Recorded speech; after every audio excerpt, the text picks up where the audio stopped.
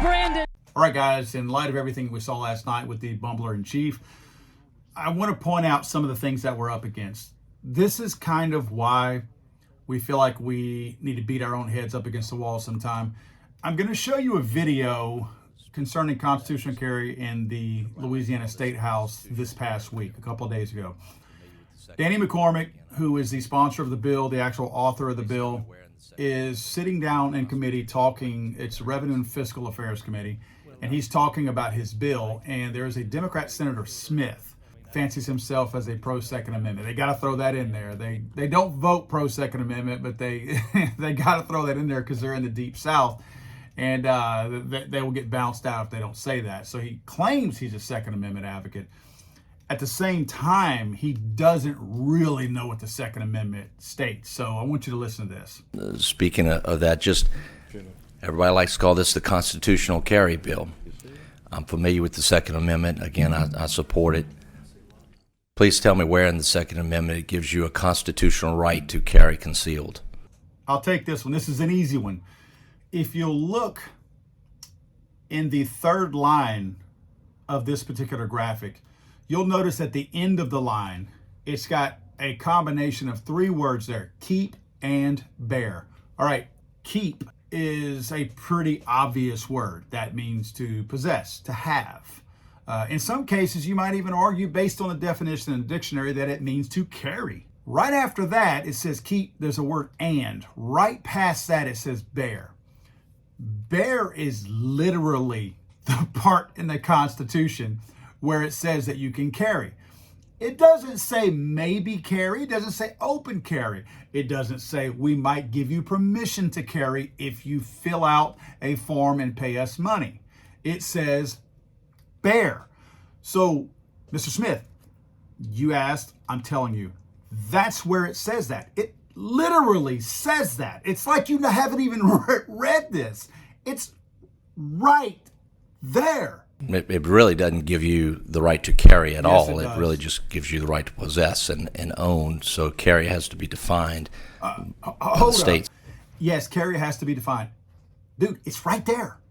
It's like right there. I don't understand how you can't see. Have you read the Constitution? Have you read the Second Amendment? The right of the people to keep and bear arms. It doesn't say possess and possess. If you're trying to say that it means you can have, that's not what it says. It already covers that with the word keep. It says, basically, if you want me to break it down into stupid terms, keep means you can have, bear means you can carry. It doesn't say, again, you can keep and keep. Why would they do that? Why would our framers, as brilliant as they were, put that in there? It literally says you can have and carry arms, and it shall not be infringed. Then we have our boy over here, Senator Luno, who's trying to pile on. He's taking up for his friend, Mr. Smith. And he's trying to pile on and do the same thing. And he's actually riding on the coattails of stupidity. And he's repeating the same thing. Listen to this. Rep, I agree with Senator Smith. You keep saying constitutional carry in your opening remarks, but there's no provision in the Constitution that allows for concealed carrying. There's just not. It doesn't exist there. There's the other provisions. So that's confusing when you use those kind of terms. So it actually does, sir. If you would go to the Second Amendment, it's right after the first and before the third in the Constitution. Pretty easy to find. And actually, it's pretty easy to read. It literally is not even separated by a period. It is one beautiful sentence. And that provision that you either don't know that it's there or you ignore it says the right of the people to keep and bear arms. This is not confusing, son. So that's confusing when you use those kind of terms. So it's confusing because you are trying to mislead the voting public. As with Mr. Smith, you either know that this provision, this clause, this statement, this right is written and enshrined in the Constitution. You either know that it's there and you're playing games and acting like you don't know that it's there, or you're just ignorant. You have not taken the time to read I don't even want to say understand the Second Amendment, because this is not hard to understand. To keep and bear, as I stated earlier, do you think that it means keep and keep? Keep and bear. Look up the definition of the word bear. These people put themselves on a pedestal, and they expect you to also.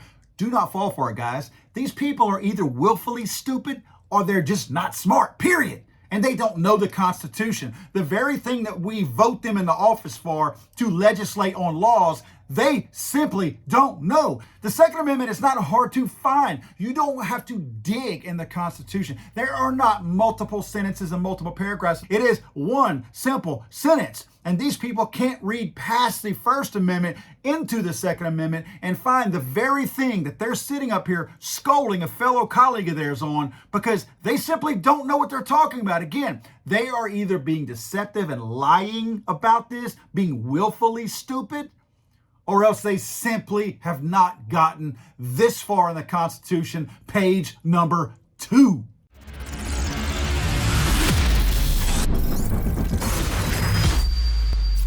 Let's go, Brandon.